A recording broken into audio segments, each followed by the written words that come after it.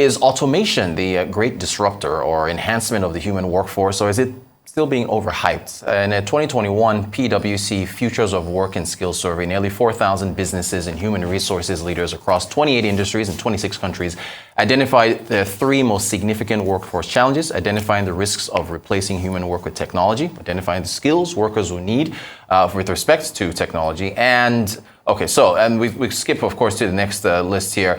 The process of whether or not automation can take over some of these skills, or rather skill sets that we're looking at on screen right now. Joining us to discuss this further, Sanyade Okoli, CEO of Alpha African Advisory. Good morning to you. Thank you so much for joining us. Good to have you. Good morning.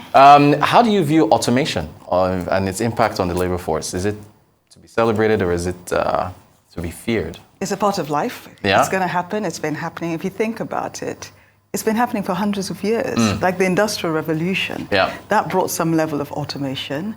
When the washing machines and vacuum cleaners came on, that was automation. That must have rattled some cages at the time. You can imagine, the domestic workers at that time, especially in developed world, just thinking, what's going to happen to our jobs? Yeah. The jobs just had to change. So I think as long as you're going to have innovation, as long as you're going to have human beings, you will have increasing automation. What do you make? Human resources continues to pop up when we talk about this, and we just had that list. Do you see anything on that list that automation can completely take over? Or it's of half and half. Recruitment, compensation, onboarding, payroll, training.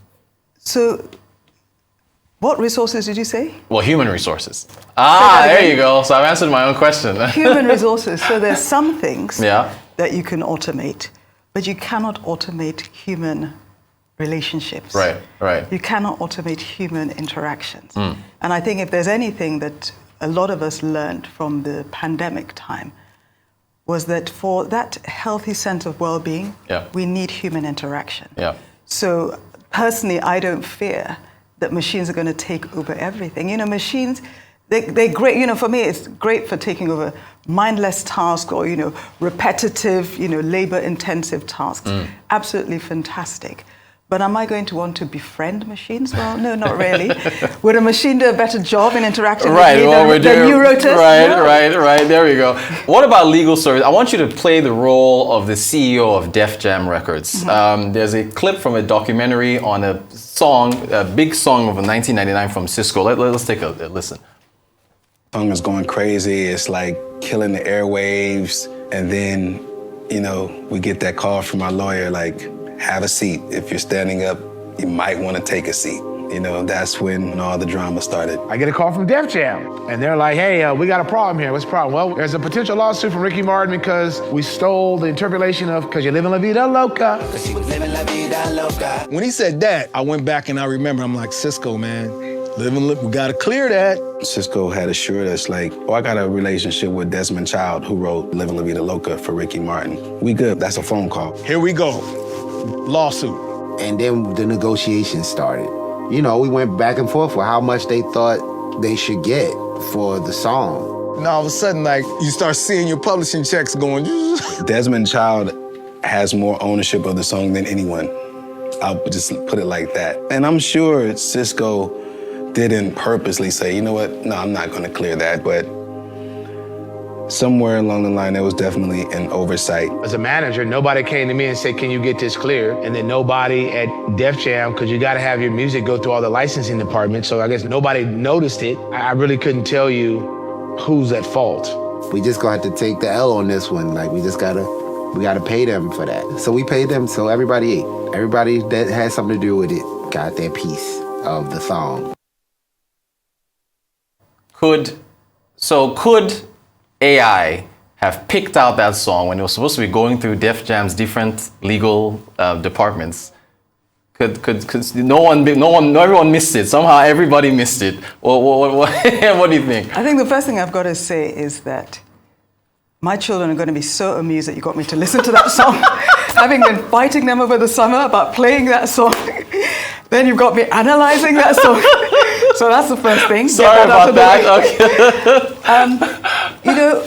I don't see it as a legal oversight. I Yeah. see it as a human oversight. Ah, okay. If you think about it, if I if I walked out of this studio with your phone Right. and proceeded to use it, Right. you would not consider that a legal oversight. Okay. You would not think I needed artificial intelligence to Right. tell me that if I am going to use something that belongs to somebody else, Right. then I need to seek permission in one form or the other. Yeah. Another way of putting it is saying, what processes did they have in place to ensure that at the time you are cutting and pasting Right. somebody else's song, it triggers something, and usually if the person's cutting and pasting, they know it didn't belong to them in the first place. Yeah. That a note is made of that so that the necessary steps are taken. So Who do you blame though? Because everybody said it was nobody. I thought Cisco should take responsibility for that because he took the song. But then they were saying the legal folks didn't, it's not the legal. But you're cutting and pasting. Yeah. So it should trigger an alarm somewhere. Right. Very interesting. Thanks for that. And shout out to your kids. They are going to enjoy this later on. Okay, as a leader though, I want to ask you what you make of that PwC survey, where initially, and I think we'll put that back up, where they said the three main issues that they were worried about: identifying risk in replacing human work with technology, skills, and then communicating clearly the effect of automation and AI on future skills. Do you share in any of that, or? So let me tell you what I took. So Yeah. I had a look at the report, and Yeah. one of the first things that struck me, and it's no criticism to anyone, was that there was a line there that spoke about accessing the full potential of employees. Right. And I think therein lies the issue.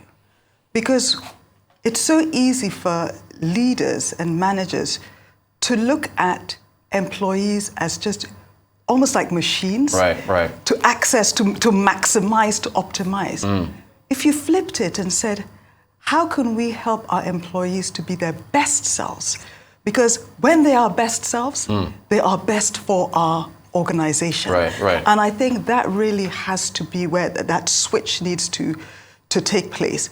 In terms of how worried I am about those issues, as I said, I know that automation and change is always going to happen. Gotcha. I look at my business, and to be honest, because if I don't adapt to change, then I'm going to somebody else is exactly. Yeah. I'm going to be disrupted. Yeah. So I can either disrupt myself, which I think I've mentioned. Yeah. I'm already doing with automating some services that I already provide. Yeah. Otherwise, somebody else is going to do that. And I also recognize as a business leader that though I can have a broad picture of what the future looks like, I'm not going to know every detail. Gotcha. But that's okay. That's life. Yeah. Manage the risks that I can see, and don't try and have everything nailed down. Gotcha. Because you're not You going can't to do have that. to. Okay, well, so now you're saying this as a CEO. Yes. For somebody who is, at a lower level, if they get disrupted, what's their recourse? Is it to get trained better, or to, if that was to happen, someone was to lose their job to one of these services or something, automation rather, or to prepare for such a thing? Is it constant learning? How do you? Absolutely. I think we're at a time where you cannot just go to university, have some training and think I'm done. You've got to constantly be reskilling, upskilling, reskilling. Because that's just the way the world is going. And what's your alternative if you lose your job to machines? You can't just stay at home for the next 10, 20, 30 years. You've got to look at what are the opportunities. For example, who's designing the machines? Right. Who's selling the machines? Right. There's Good so question. many other jobs that are created from the digitization and automation of Tasks. activity, Right. of tasks. Yeah. So it's just finding the angle where you can play. So at the end of it all, it's evolution, right? It's just the constant evolution, and it's something that will just continue until the landscape is changed. We either get smarter, or I think I've asked you this it was 2 weeks ago was the cars, right? The automated cars. I think last week, what was it? I think it was the robots. Okay, and then now it's the workforce. So I guess I'll end with the same question. Ultimately, I don't know, projecting as far as you can, there's still a place for humans to be able to carry out their own tasks. And I don't know how far the automation goes. There's still a space for us. It's not full automation along the way.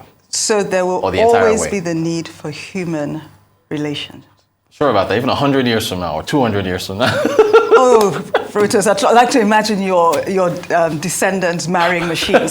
You need human interaction. Yeah, so we're here forever. Well, I I hope won't say forever, so. but until...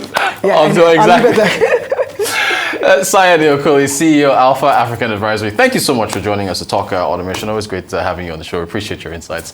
You are watching the Global Business Report here on Arise News. We'll have more for you after the break. Microsoft hiring a former, or rather, McKinsey hiring a former Microsoft exec as their new incoming Chief Technology Officer. It's a new position. Talk about that plus more after the break. Do stay tuned.